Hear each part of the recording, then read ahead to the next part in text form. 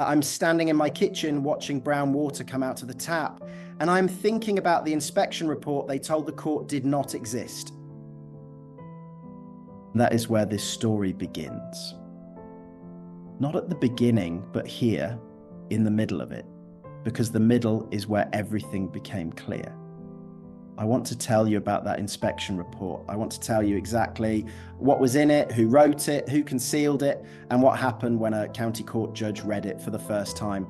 But to understand why that document matters as much as it does, you need to understand what this property did to my life in the 14 months before I found out it existed. My name is Adrian. I am 43 years old. I am the sole parent of a 10-year-old boy named Finn.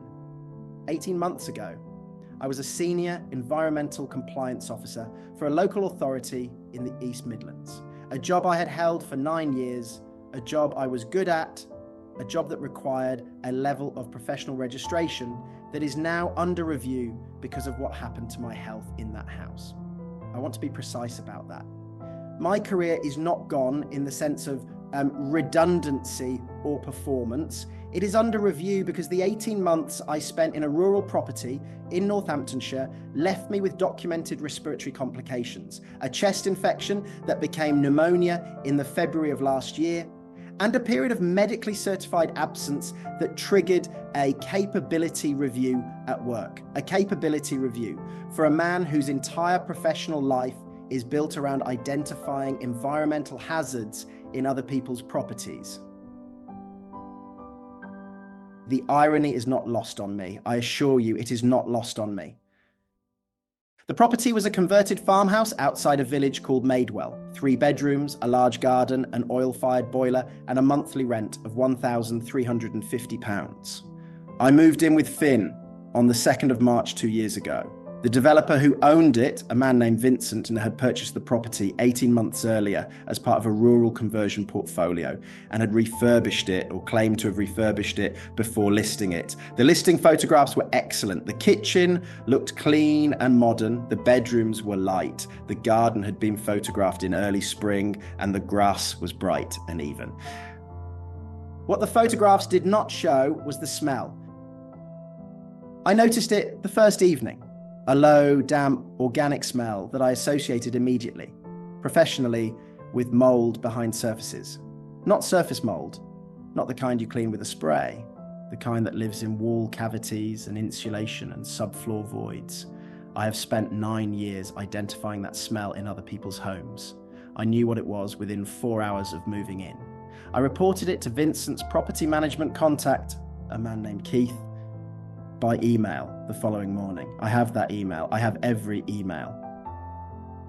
The boiler was inadequate. In a farmhouse of that volume, the heating system installed was rated for a property approximately 40% smaller. What this meant in practice was that the ground floor rooms reached a functional temperature, but the upstairs bedrooms, Finn's bedroom and my own, remained consistently between 12 and 14 degrees Celsius throughout the winter months.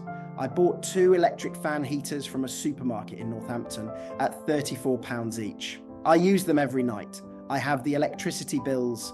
The heating costs for that property in its first winter were £308 above what a correctly specified heating system would have produced. I know this because I calculated it. It is what I do. Now I want to stop.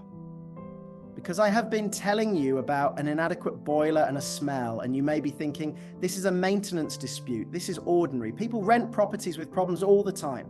So here is the question that reframes everything I just described. What if the problems were not discovered after I moved in?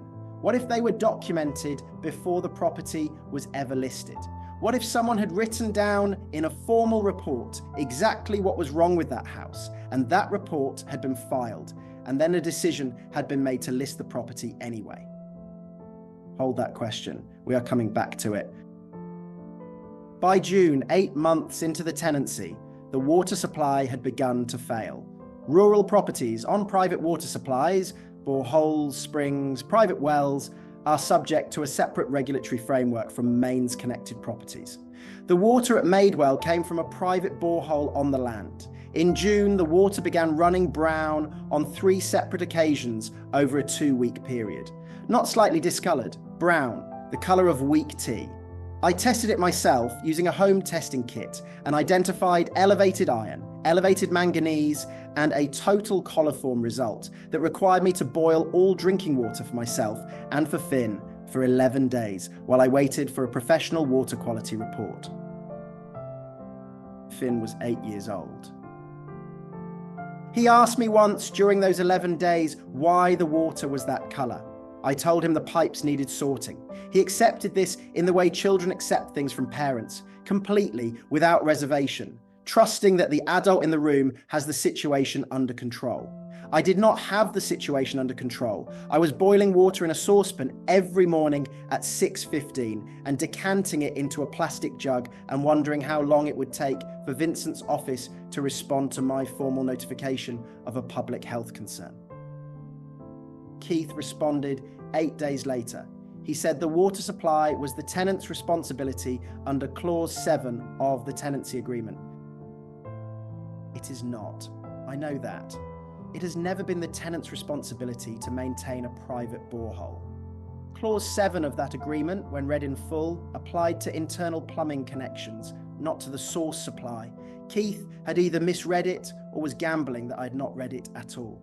I had read it twice before signing it and taken a photograph of every page.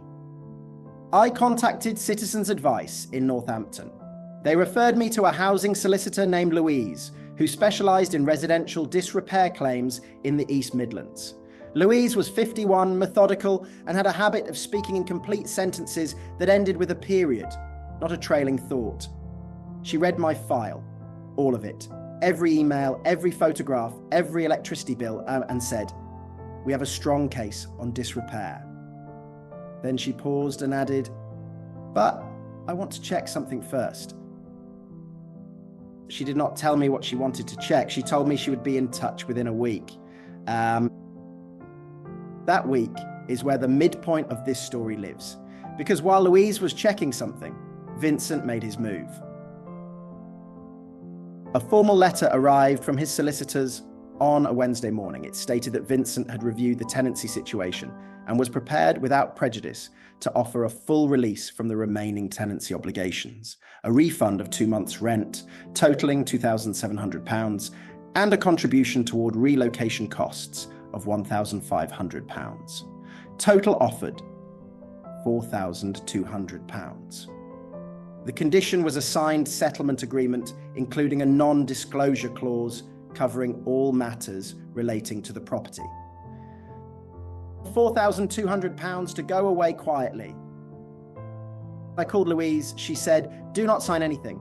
She said it with a flatness that told me she had found what she was looking for. She asked me to come to her office the following morning. I drove to Northampton in the rain. The office smelled of fresh coffee and the particular warmth of a room with good radiators. Louise placed a printed document on the table between us and pushed it toward me without speaking. I looked at it for a moment before I understood what I was reading. It was an inspection report dated 11 months before I had moved in. Commissioned, it appeared, by Vincent himself as part of the pre-listing due diligence on the property, carried out by a qualified building inspector named Richard. 14 pages. I'm going to tell you what it contained, because this is the centre of everything.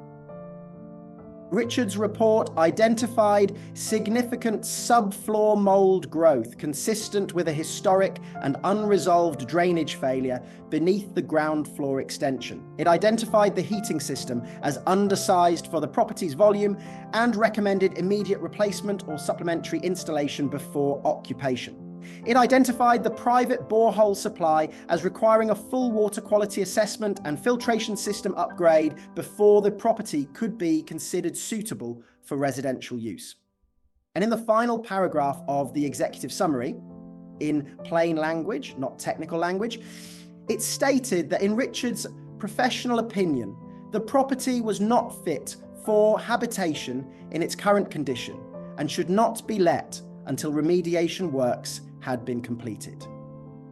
Not fit for habitation. Vincent had received that report. Vincent had filed it. And then Vincent had listed the property, taken my deposit, taken my first month's rent, and handed me a key. Louise had obtained it through a subject access request to the planning and building control records associated with the property, a route that bypassed Vincent's solicitors entirely. It had been there the whole time, a matter of record, accessible to anyone who knew to ask. I want to tell you something about Vincent because I think it matters to this story that he is not simply a cipher for dishonesty. He had bought 6 rural properties in an 18-month period during a period of rising rural rental demand. He was leveraged. He had renovation budgets that had overrun on 3 of the 6 properties and a bank that was becoming impatient. Delaying the Madewell listing to complete remediation works would have cost him somewhere between £12,000 and £20,000 and added 4 to 6 months to his income timeline. He made a decision, a conscious, documented, deliberate decision to let the property in the condition Richard had described. That is not incompetence. That is calculation. I want you to see the calculation clearly, because understanding it is the only way to understand how it could happen again. Louise filed an amended claim in the county court. We added a claim for fraudulent misrepresentation. The property had been presented as fit for habitation when Vincent had specific written evidence that it was not. We added a claim for breach of the Landlord and Tenant Act 1985. We added a negligence claim tied to the documented impact on my health and my professional standing. Total claim, £47,200. Louise was precise about every number. Vincent's solicitors came back within 6 days. The new offer was £40,000. Full settlement, enhanced non-disclosure, no admission of liability. I said no. Louise looked at me for a moment. She said, "I want to be sure you understand the risk." I told her I understood the risk. I told her that I had spent 9 years in environmental compliance and that I knew what it meant to file a report identifying a hazard and have that report filed and ignored. I told her that if this settled quietly, Richard's inspection report would stay buried, and the next family who moved into a property Vincent had assessed and let anyway would have no way of knowing what existed in that file. I told her I wanted a court ruling on the record publicly. She said, "All right." The hearing took place in the county court in Northampton on a Thursday in September. The judge, a man named Stephen, requested the original inspection report from both parties on the morning of the hearing. Vincent's solicitor stated that no such report existed in their client's records. Louise placed our copy on the desk. Stephen read it, all 14 pages. The courtroom was quiet for 11 minutes. The only sound was the heating system in the ceiling above us, a steady mechanical hum that reminded me, absurdly, of the noise the boiler at Madewell made when it was failing to heat the upstairs. The judge ruled that the concealment of the inspection report during proceedings constituted a serious matter requiring further examination. He did not rule on the full claim. He referred the conduct question to a case management hearing and noted that the claim for fraudulent misrepresentation remained live. Vincent's solicitors filed an appeal against the case management referral within 14 days. We are currently awaiting the outcome of that appeal. I want to tell you about the unexpected person who changed the shape of this for me. Her name is Janet. She's 68 years old. She was Richard's former colleague. They had worked together at a building inspection firm for 11 years before his retirement. She contacted Louise directly 3 weeks after the hearing, having read a local news item about the case. She had, she said, a second copy of a report she had countersigned as a peer reviewer. Richard had passed away the previous April. Janet had kept the countersigned copy in her own files because she had flagged the property at the time and had always wondered what had happened to it. She had wondered. For nearly 3 years, she had wondered whether anyone had ever moved in. The appeal is running. The case management hearing is scheduled. I am still working reduced hours while the capability review continues. Finn is 10 now. He has not asked about the water again.